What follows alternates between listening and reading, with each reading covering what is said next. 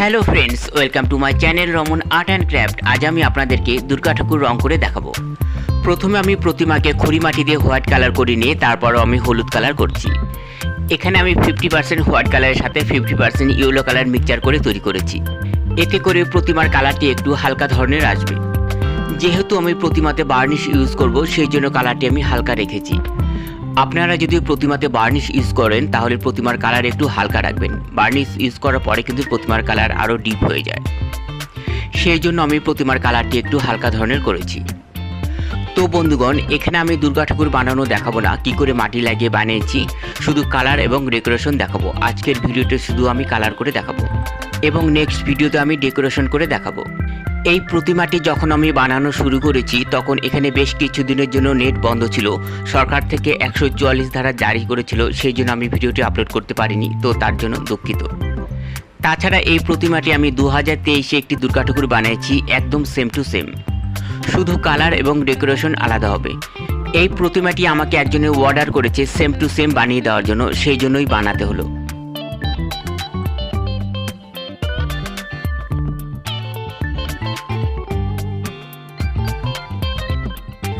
ব্লাউজের কালার করা কমপ্লিট। এবার আমি প্রতিমাতে শেড দিয়ে নেব।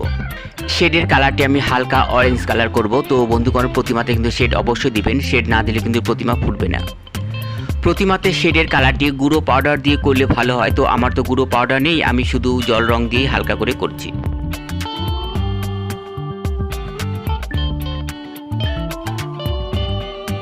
এবার হাতের তালুতে কালার করে নেব। তো এই কালারটি একটু হালকা ধরনের করতে হবে। এক এক করে আমি এইভাবে প্রত্যেক হাতে আমি করে নেব।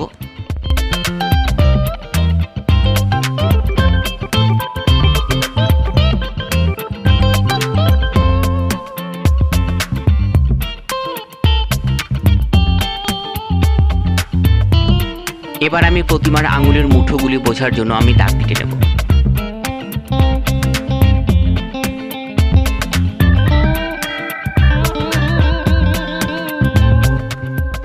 এবার আমি অসুরকে কালার করে নেব। তো বন্ধুগণ, অসুরের কালারটি আমি 3টি কালার মিক্সচার করে করেছি। এখানে আমি সামান্য হোয়াইট, সামান্য ব্ল্যাক এবং সামান্য লাল কালার মিক্সচার করে তৈরি করেছি।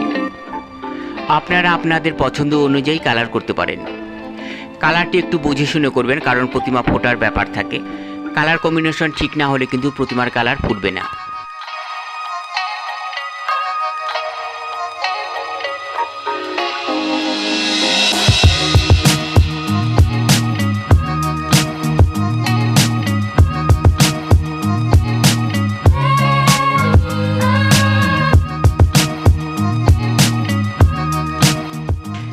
এবার আমি পায়ের অংশে কালার করে নেব। প্রতিমার যে অংশগুলিতে কাপড় দিয়ে ঢাকা থাকবে সেখানে আমি কালার করব না, সেখানে কালার না করলেও চলবে।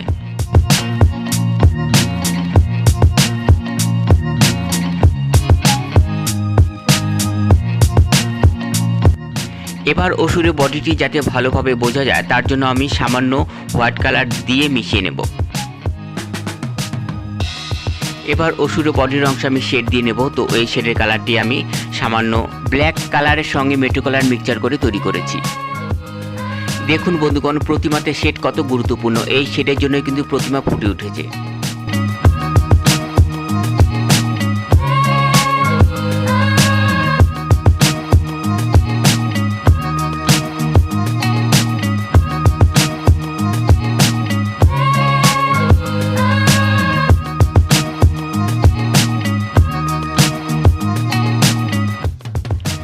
অসুরকে কালার করা কমপ্লিট। এবার আমি সিংহকে কালার করে নেব। তো সিংহর কালারটি আমি 3টি কালার মিক্সচার করে করেছি।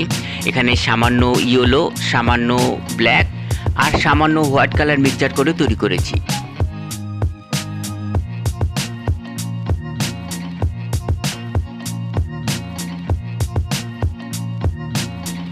সিংহকে কালার করা কমপ্লিট। এবার আমি শেড দিয়ে নেব।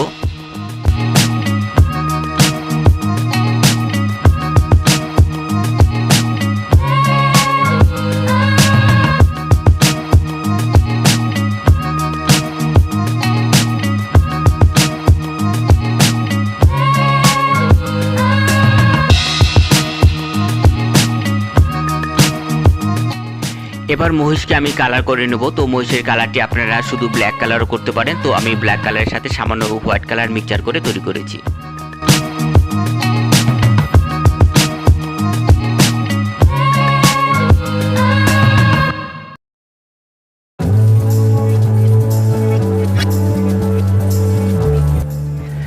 দেখুন মহিষকেও কালার করা কমপ্লিট। এবার আমি এই দিকটাতে সামান্য হোয়াইট কালার দিয়ে আমি মিশিয়ে দেব।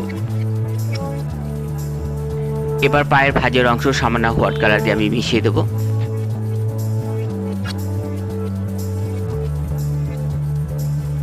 এবার অসুরের জুতোটিকে আমি কালার করব। তো এই কালারটি আমি গোল্ডের কালার করব এবং তার উপর আমি ব্ল্যাক কালার দিয়ে একটু ডিজাইন করে নেব।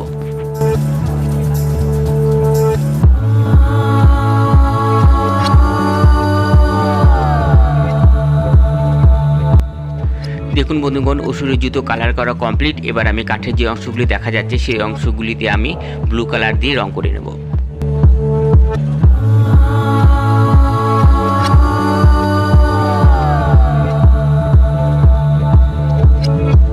এবার আমি প্রতিমাতে বার্নিশ ইউজ করব। আপনারা দেখুন আমি প্রতিমাতে কিভাবে বার্নিশ ইউজ করি। এই বার্নিশ কিন্তু প্রতিমাতে হালকাভাবে মারতে হবে। প্রতিমার রং যখন একেবারে শুকিয়ে যাবে তারপরেই কিন্তু বার্নিশ মারতে পারবেন। এই দেখুন বন্ধুগণ, প্রতিমাতে বার্নিশ মারার ফলে প্রতিমার রং কিন্তু আগের তুলনায় ডিপ হয়ে যাচ্ছে। সেই জন্য প্রতিমাতে বার্নিশ মারলে প্রতিমার কালার হালকা রাখবেন। প্রতিমাতে বার্নিশ মারলে প্রতিমা আরও গ্লেজি এবং চকচকে হয়ে যায়।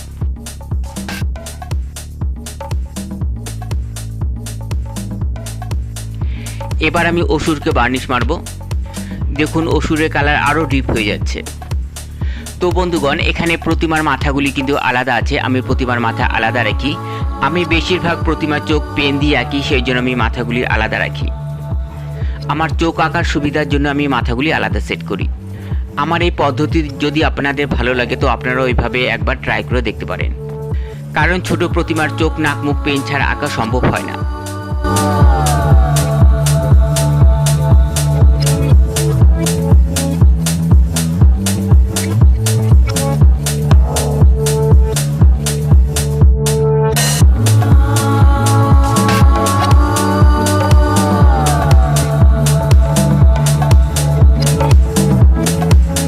এবার আমি সিংহের উপর বার্নিশ মেরে নেব। সিংহের পুরো বডিতে আমি বার্নিশ লাগিয়ে নেব। এবার মহিষের উপর বার্নিশ মারব।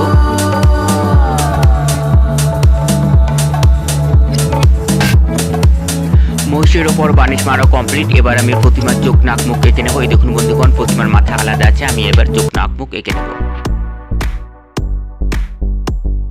এই দেখুন বন্ধুগণ, কিভাবে আমি জেল পেন দিয়ে প্রতিমার চোখ নাক মুখ আঁকি। আমার কাছে পেন দিয়ে আঁকতেই সুবিধা লাগে, কারণ নিখুঁতভাবে আঁকা যায়। পেনের কালিটা ভালোভাবে বসছে না, কারণ আগে বার্নিশ মেরে নিয়েছি, সেই জন্য মসৃণ হয়ে গেছে। তো বন্ধুগণ, আপনারা হয়তো অনেকেই জানেন আমার ভিডিও আপলোডের সময় বিকেল 5টার মধ্যেই আপনারা আমার ভিডিও পেয়ে যাবেন।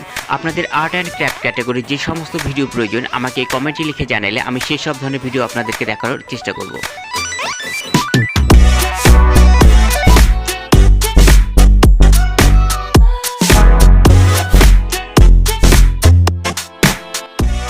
এই দেখুন বন্ধুগণ, পেন দিয়ে আঁকলে প্রতিমার চোখের পাপড়িগুলো পেন দিয়ে সুন্দরভাবে আঁকা যাচ্ছে। আপনারা যখন প্রতিমার চোখ আঁকবেন একটু সময় বেশি নিয়ে নিখুঁতভাবে আঁকবেন। প্রতিমার চোখ নাক মুখ সুন্দর না হলে কিন্তু প্রতিমার মুখ কিন্তু ফুটবে না।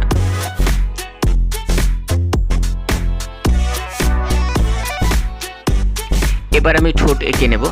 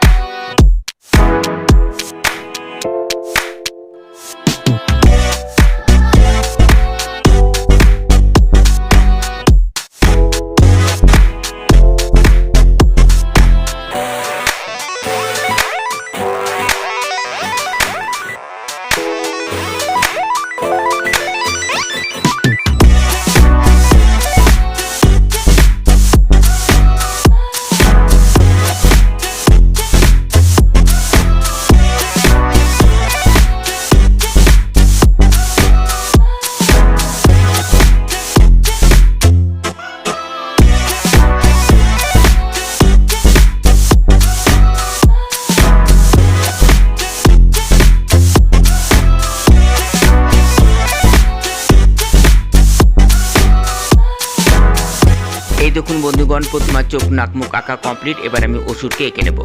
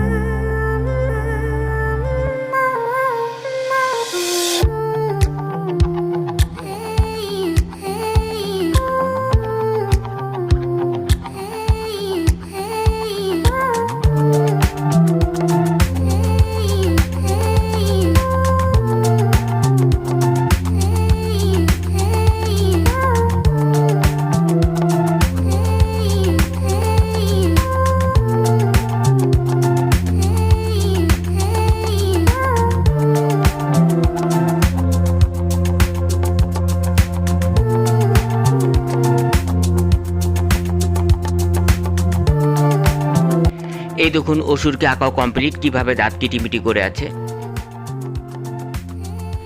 এবার আমি সিংহকে আঁকবো।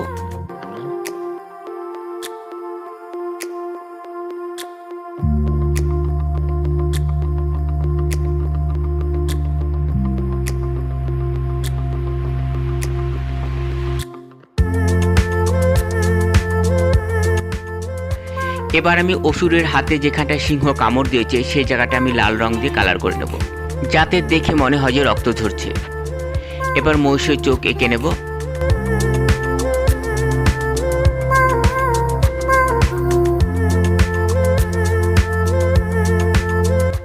এবার সিংহের নখগুলিকে সাদা কালার দিয়ে এঁকে নেব।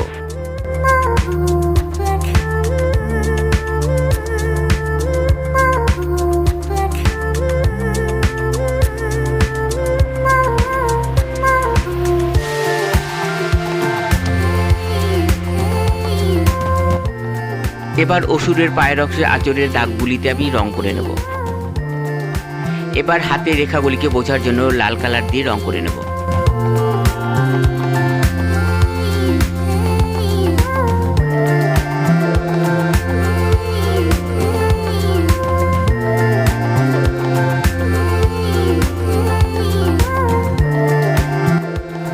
এবার আমি মহিষের গলার অংশে যে কাটা রয়েছে সে দিকটাতে আমি লাল কালার দিয়ে রং করে নেব। এবার দেখুন বন্ধুগণ আমার প্রতিমার ফাইনাল লুক।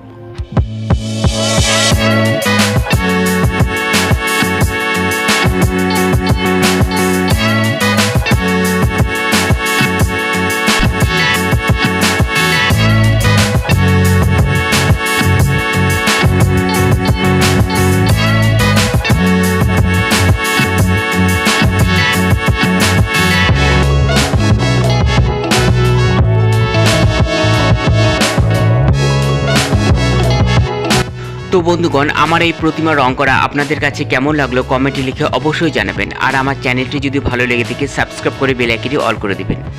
ভিডিওটি পুরো দেখার জন্য ধন্যবাদ। দেখা হচ্ছে নেক্সট ভিডিওতে।